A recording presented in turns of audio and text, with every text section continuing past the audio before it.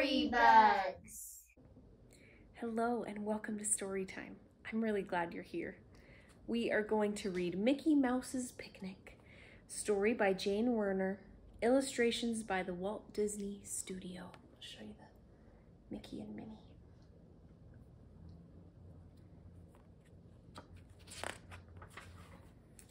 Mickey Mouse sang, "What a beautiful day for a picnic!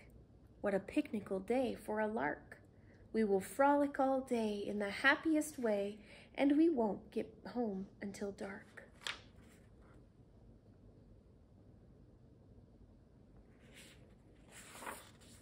Mickey was feeling very happy as he skipped up the walk to Minnie Mouse's house. "Ready, Minnie?" he called. Pluto and Goofy and Daisy Duck and Clarabelle Cow were waiting in Mickey's car. "Ready," smiled Minnie. Mickey peeked inside the lunch basket.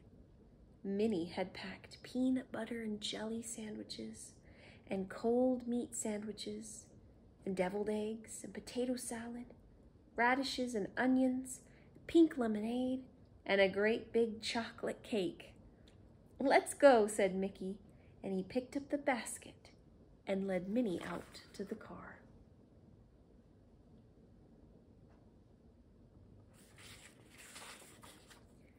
"It seems strange to start off on a picnic without Donald Duck," said Mickey as they drove away. "Yes, but there's always trouble when Donald is along," said the others. None of them saw a figure watching from behind the bushes. And when they were far down the road, none of them saw that figure come out from hiding and jump up and down in rage.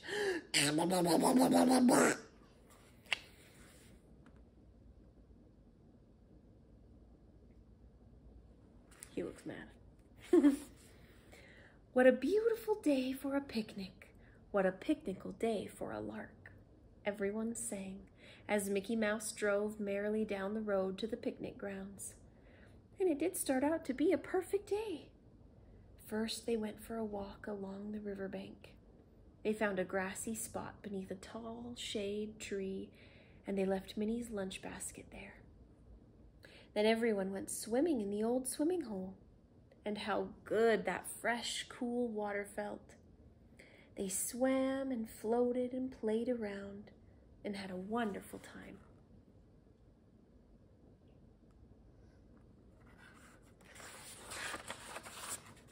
"I'm hungry enough to eat the whole basket full of lunch myself," Mickey Mouse said after a while. "We'll see that you don't, Mickey Mouse," said Minnie. "But it's time to eat, I guess."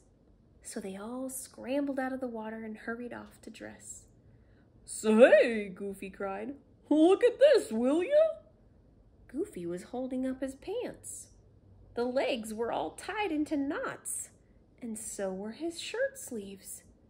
And Mickey's were too. "Well, I never," said Clarabelle Cow. "Some mischief maker must be around," Mickey said with a shake of his head. But Minnie had a worse thought than that. "The lunch!" she cried, and she ran up the bank of the shade to the big old tree. The lunch basket was gone.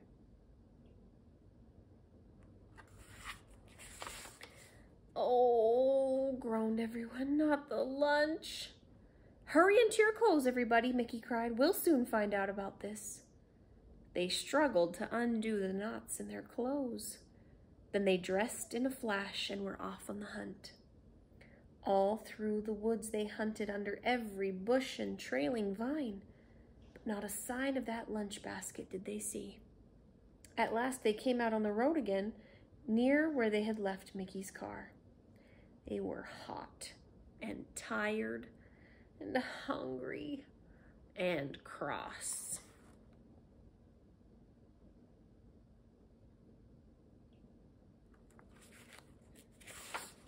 And it was then that they met Donald Duck walking along the road all by himself. He had a fishing pole over one shoulder and a bundle hung from the end of the fishing pole. Donald was whistling as he walked along, and he looked very pleased with himself. Well, hello, hello, hello, he cried. Imagine meeting you folks out here. I just came for some fishing myself.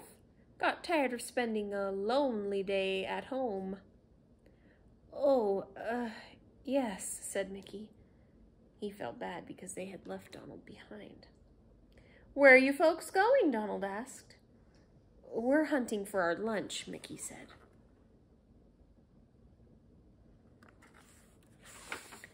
For lunch, said Donald. Why, I have enough for all of us in my bundle here. I will be glad to share it with my friends. Now everyone felt guilty, but they were hungry, so they said thank you. They would like to eat with Donald.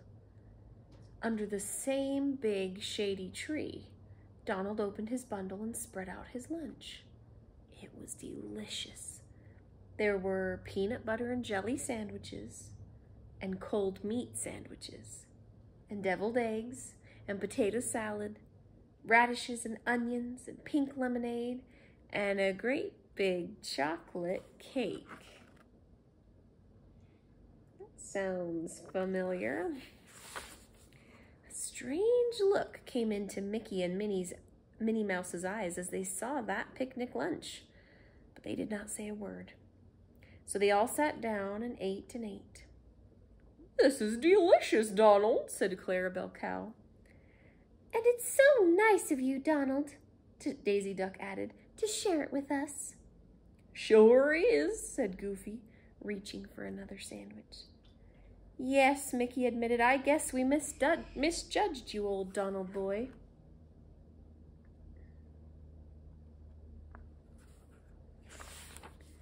Humph, said Minnie Mouse. Then she turned to Donald with her sweetest smile. Did you bring a knife for cutting the chocolate cake, Donald? She asked. I had one somewhere, Donald said. He looked all around, but he could not find it. I fastened a knife to the bottom of my cake pan with paper tape, Minnie said. Mickey leaned over and looked at the bottom of the cake pan, and there, sure enough, was a knife fastened to the bottom with paper tape. On the knife handle were the letters M.M. Well, said Minnie. Why, Donald, cried Daisy Duck. So that's where our lunch disappeared too, cried Mickey. Donald dropped his eyes. I'm sorry. Honest I am, he said. I won't ever do it again. And where is my lunch basket? Minnie asked. In the back of Mickey's car, Donald admitted. Mickey had to laugh. Well, he said as he cut the cake, we've all learned a lesson, I think. Donald won't snatch any lunch baskets soon, and we know it's better to bring Donald on a picnic. Everyone had to laugh then, and they all piled back into Mickey's car. They made room for Donald to sit in the empty lunch basket.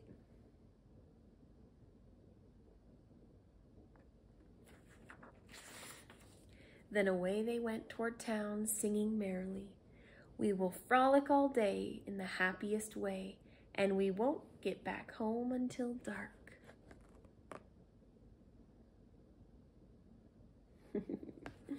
Donald's a trickster, huh? That was quite the mystery. Thank you guys for joining me for this story, and I hope to see you again next time. If you guys enjoyed reading that story, would you please click subscribe down below? We read new stories just like this one every day, and we would love to let you know when there's a new story to listen to.